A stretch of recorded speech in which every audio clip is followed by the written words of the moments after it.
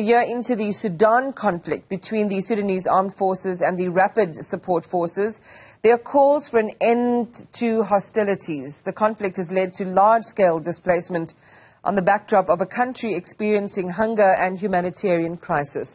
Let's talk to a researcher from Human Rights Watch, Mohammed Osman. Mohammed, good morning to you and welcome. There have been a number of calls clamoring for renewed attention on the unfolding of this humanitarian crisis in Sudan, given, as many activists are saying, the world's attention is transfixed on what's happening in the Middle East.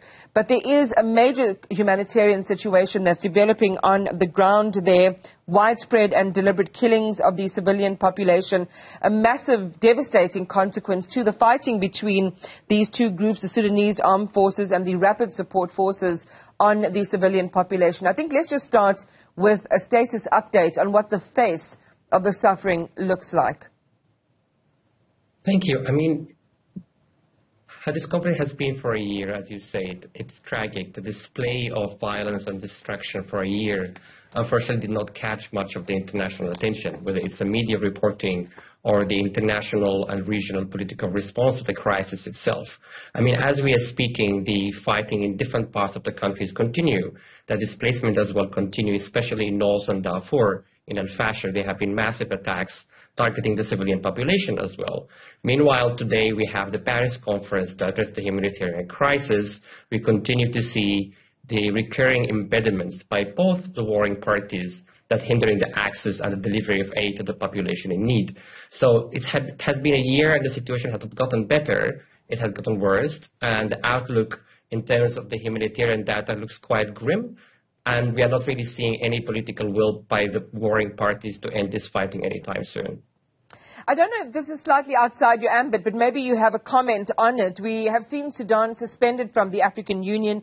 We also know that the African Union has put together a high-level panel to look at the conflict. But as you say, global and regional leaders are now meeting in Paris to kind of mark not only the anniversary, but to put a renewed spotlight on how there can be a de-escalation of tensions or a cessation of tensions in, to the advantage of the surviving populations there. What can you tell us in terms of an update of the political and military deployments from the African continent to deal with this conflict? This is a good point, and I think this really fits into the lack of attention. I mean, just speaking to the regional response, when we talk about the Darfur crisis in 2003 and 2004 in particular, we saw the African Union take a really good role of leadership, and we also saw the unpacks panel, the high-level panel. We saw its recommendation, we saw its engagement, we saw how the regional engagement produced and resulted in deployment of peacekeepers that was then strengthened by the UN through the UN African Union joint mission in Darfur. At this moment, we're not seeing as much being done, whether from the African Union, whether from the IGAD. I mean, looking even at countries like South Africa, for example. I mean, it's a country has been engaging on the situation in Sudan in the Darfur crisis quite strongly, as I say, through the unpacks panel. We are not seeing much has been done. We saw the South Africa being hailed for bringing Israel at the International Court of Justice. We're not seeing the same stance happening on Sudan. There have been a lot of criticism by the Sudanese activists to the fact that South African officials welcomed the warring parties at different instances, but they have not engaged with the crucial issues of accountability and justice through this conflict. And as we've said and been commenting on, the scale of the impact is absolutely breathtaking, Mohammed. 25 million people, approximately half the population, now apparently dependent on food aid. And you read various accounts by journalists who work in the region, who work on the ground, talking about community members, just ordinary residents and civilians, having to bury their loved ones on the side of the road because you can't even take them to, a proper burial facility, given just how dangerous the situation is. So talk to us about the humanitarian consequence of all of this, how daily life has been interrupted and the risks that people on the move, who are forced to be on the move, now face. The life in Sudan is insufferable. I mean, just looking at a city like Khartoum, the capital, it's a city of almost 7 million. Half of the population of Khartoum is now displaced. The remaining half largely trapped for lack of income or capabilities to leave the capital itself. The 70 to 80% of the health infrastructures across Sudan are dysfunctional. the ones that even remain open in Khartoum and other places, they face massive challenges. I mean, people with chronic illnesses, talking to family members, relatives, friends, accessing things like insulin is very, very difficult. Accessing drinking water is difficult. Movement in itself, with the fact that there is not much income coming, and the risks people face on checkpoints has been quite catastrophic. I mean, we are also talking that since February there have been massive internet shutdown. Significant part of the population relies on the internet for so many reasons, but particularly also using mobile banking apps, which replaces the lack of cash. Now many of the population are cut off the internet, so they can't even buy goods. And we're saying this where, like, as you say, many of the population now organizing themselves, taking local initiative to respond in the face of the absence of international aid operations across the country. And one wonders what it's going to take to renew that focus and to make sure that civilians there get the help they need. When you think of the numbers again, more than 8.6 million people displaced. We've spoken about the 25 million in dire need of humanitarian existence.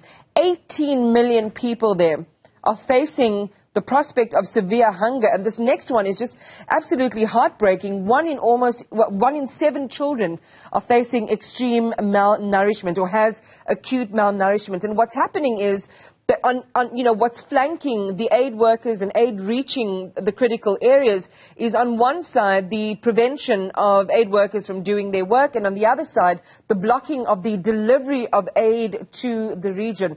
How unbearable has it been to be able to connect what aid is able to make us through to the communities that need it the most? This is really the point about highlighting that from the day one of this conflict, the warring parties made very clear that the well-being of civilians are not a priority. I mean, the way the fighting has been conducted in urban areas, as I mentioned, resulted in catastrophic impact on the health sector. I mean, the disruption of the food cycle. I mean, just leaving the fact that aid is blocked. Sudan is an agricultural country, and at least till now, we have 2 cycles of farming being disrupted because of the fighting. Many of the population, as I talk to many people across the country, heavily rely on remittance from abroad when it's happening, but also rely on smuggled goods. I mean, it comes from neighboring countries. Many of the population now will eat 1 meal a day. And this is like urban areas. We're not even talking about the IDP camps in Darfur, which is, again, the data is horrific about at least 1 to 3 children are dying every day as we are talking since August or October last year. So it is unbearable, and I think it's not only a question of blocked aid or lack of funds or lack of humanitarian supplies, it's the conduct of the warfare itself. And that's, I think, is very important for the Paris Conference of the international community to call out that these are war crimes, that the responsible of these acts will be held to accountable, that there will be sanctions and consequences for their actions. Mohammed Osman, thank you very much for sharing this critical information with us, an update in the deplorable deterioration of human rights in Sudan, in these affected areas. And the world's attention really does need to be focused on resolving the crisis there as soon as possible. Thank you for talking to us. Mohammed Osman is a researcher with Human Rights Watch, just shedding light on the situation in Sudan.